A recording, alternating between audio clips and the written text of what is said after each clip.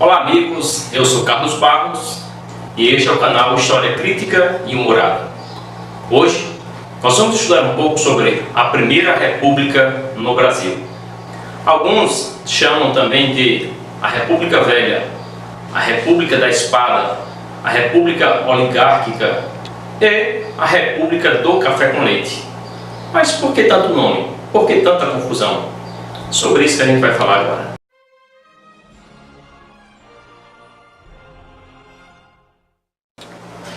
Bom, então como eu já havia feito uma pergunta de início, por que tantos nomes dados a esse período da história?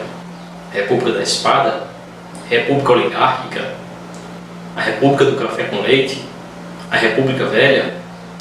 Para que a gente entenda tudo isso, a gente vai dividir essa aula em partes. Nós vamos ver, no primeiro momento, a República da Espada, e no segundo momento nós vamos ver a República Oligárquica. Aí entenderemos tantos nomes dados a esse período da história. Mas antes de chegarmos à República, é importante, por exemplo, que voltemos um pouco o tempo.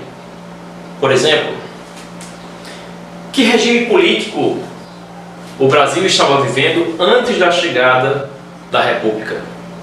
E aí você vai responder: uma monarquia, no governo de Dom Pedro II, em que o Brasil passava por um processo de industrialização.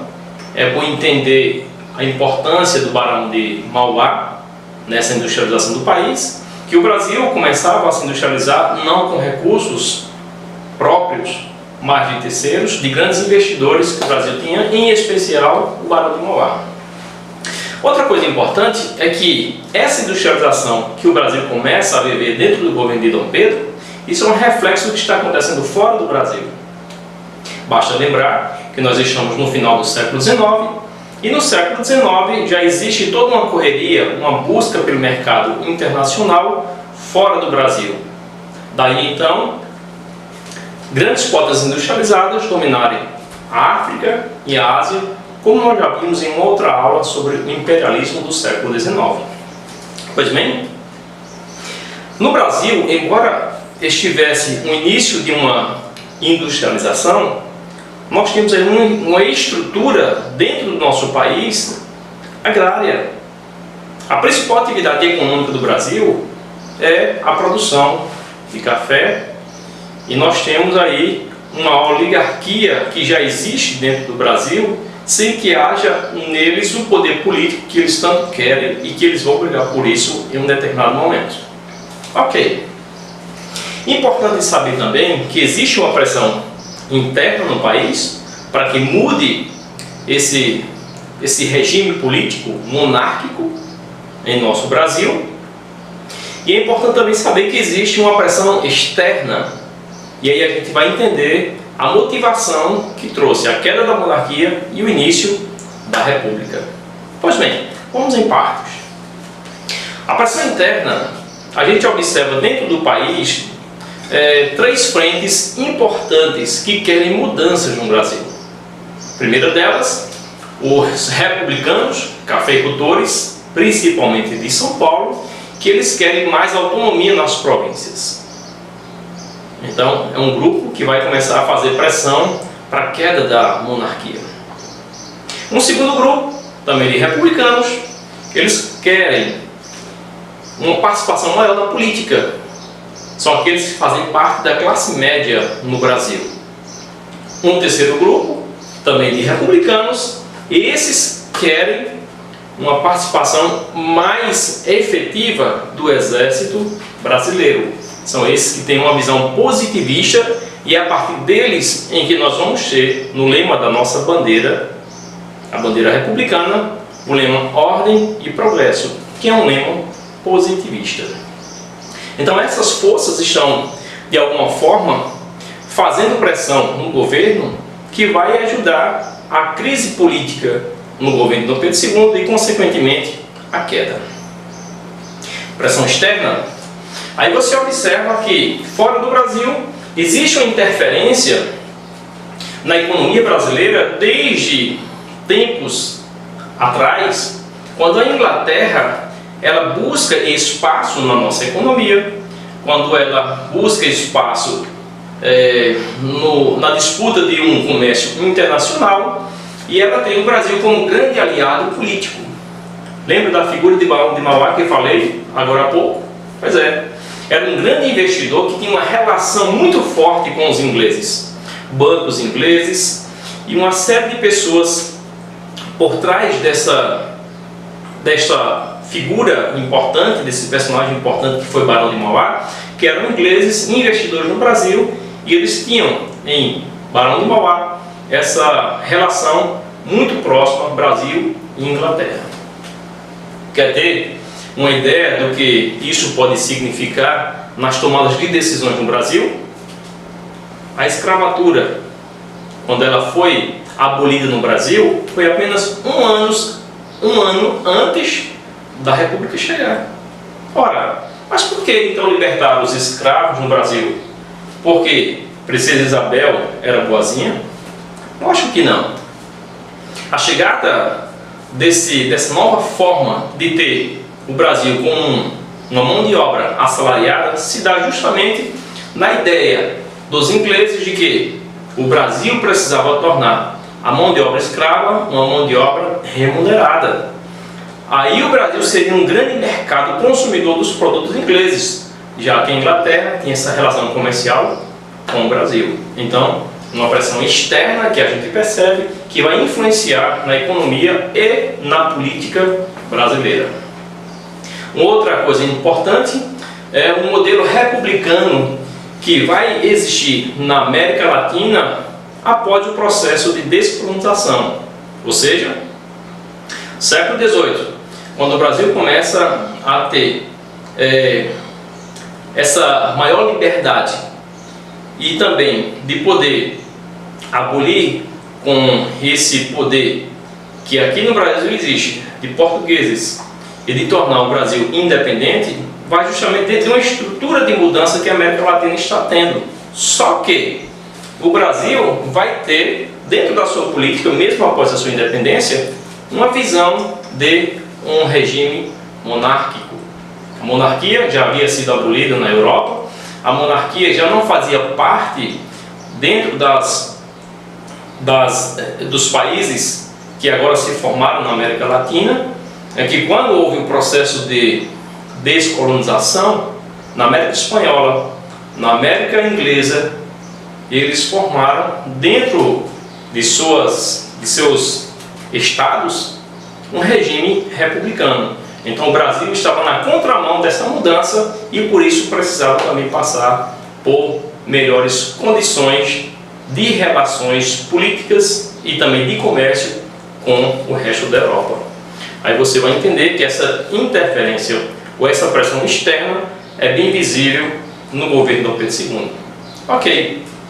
Então o que vai acontecer? Uma transição da monarquia para a república, sem resistência do governo, sem lutas sociais, e que na verdade os militares eles fizeram um desfile nas ruas do Rio de Janeiro e o povo não entendia nada. Como diz um autor importante, ele falava desse processo em que havia muitos bestializados com aquela situação, achando ser apenas uma parada militar. Agora você imagina, como seria essa notícia nos dias de hoje, numa transição de um regime monárquico para um regime republicano?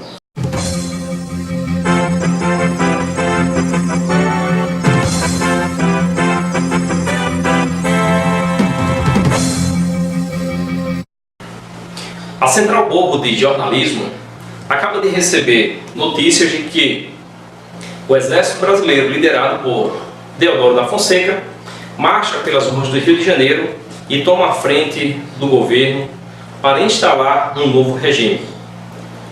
Mais notícias nós teremos no programa O Domingão do Bobão, a partir das 15 horas.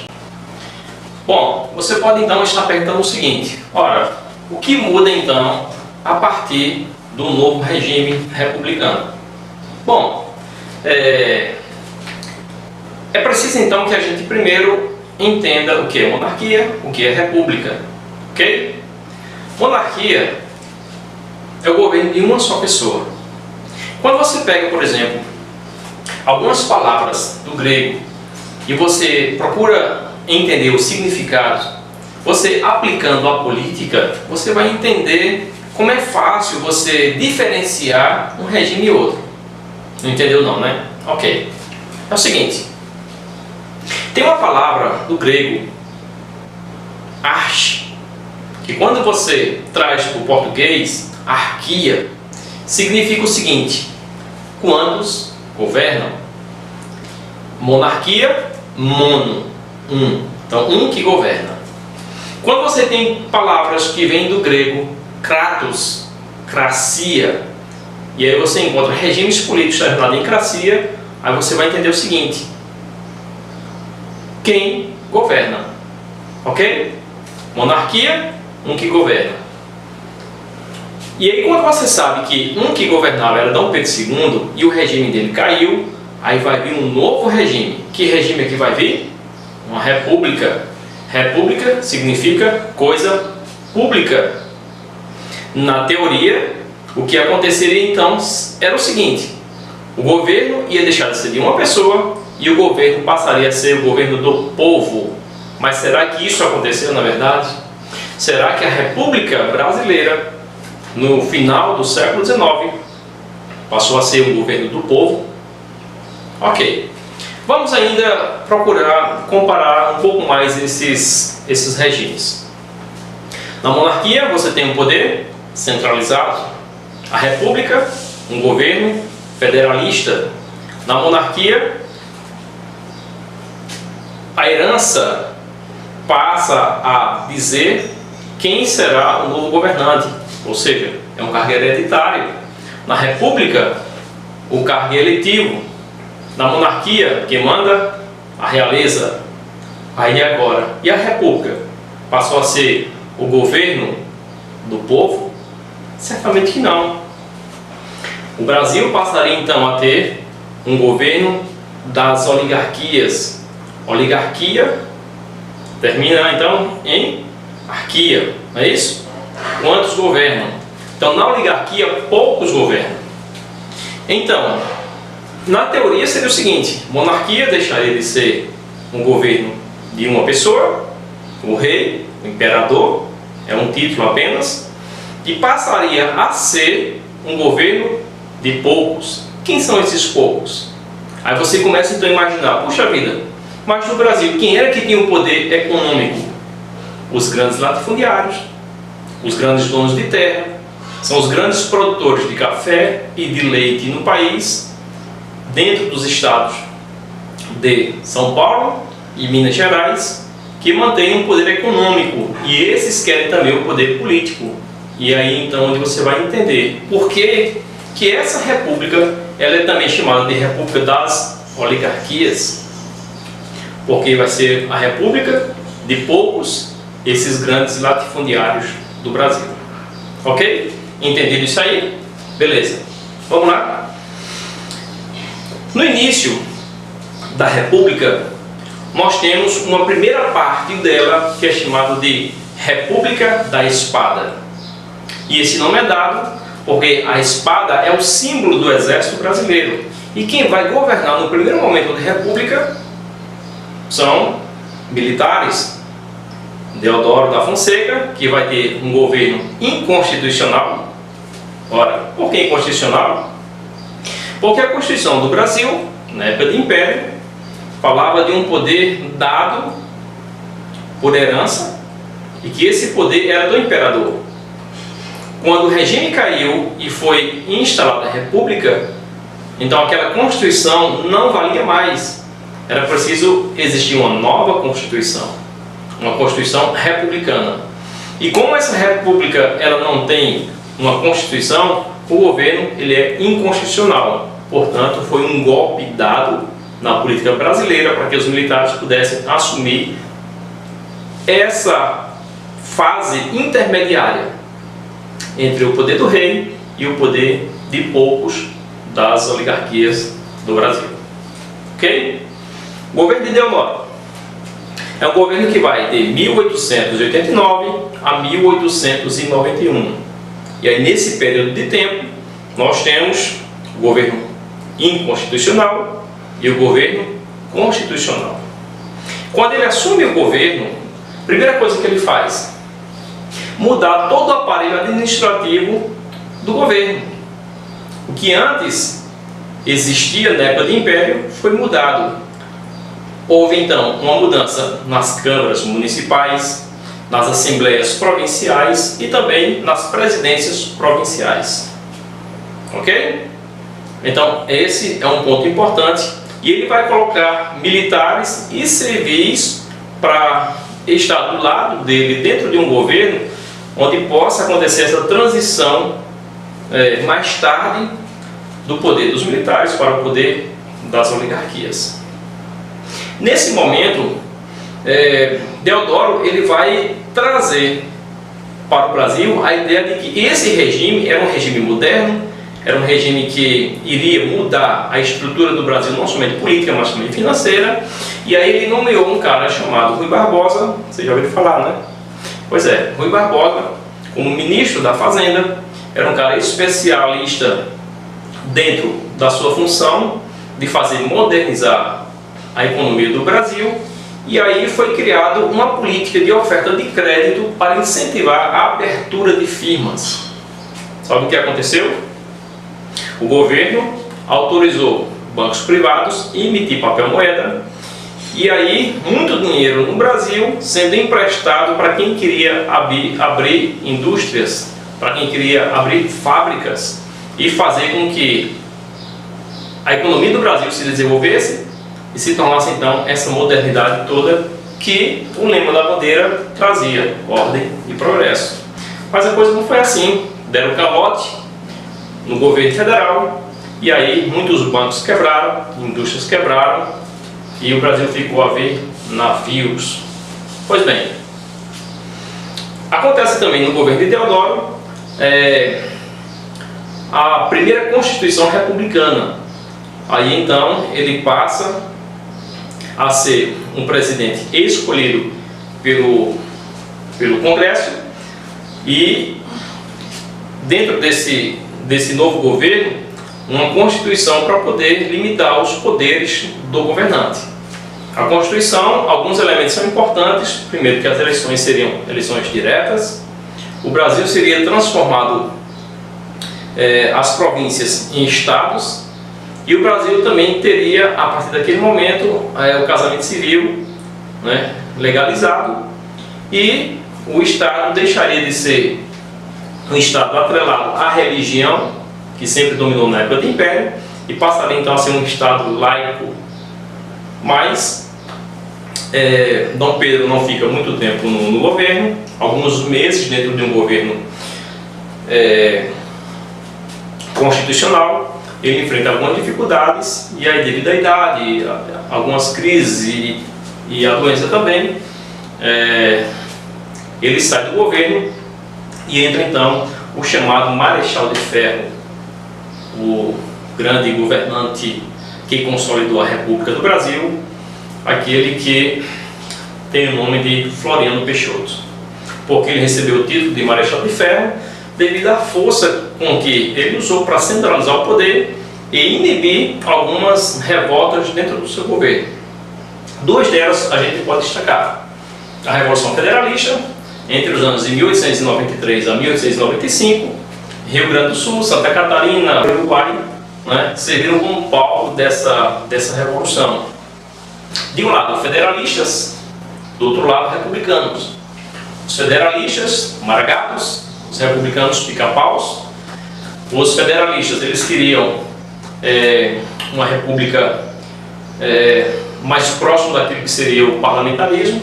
Estava à frente um cara chamado Gaspar Silveira Martins, e do outro lado os republicanos, mais um governo centralizado, né? E tinha à frente um cara chamado Júlio de Castilhos.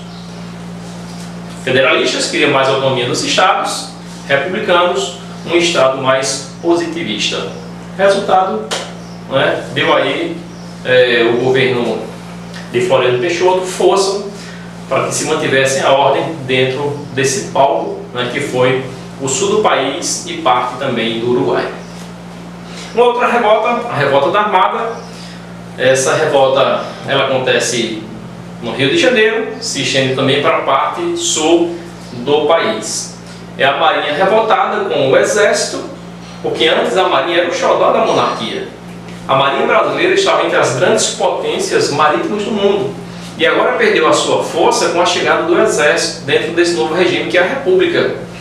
A revolta da Armada teve um apoio também da classe média, mas Floriano Peixoto enviou tropas federais para que pudessem consolidar o poder republicano e, enfim, acabar com essa onda de revoltas dentro do seu governo. Em 1894, encerra o governo de Floriano e aí encerra também o período da chamada República da Espada, vindo agora a grande oligarquia governante ou a República das Oligarquias. Mas isso aí é algo que a gente vai ver em uma outra aula. Até lá e até a próxima.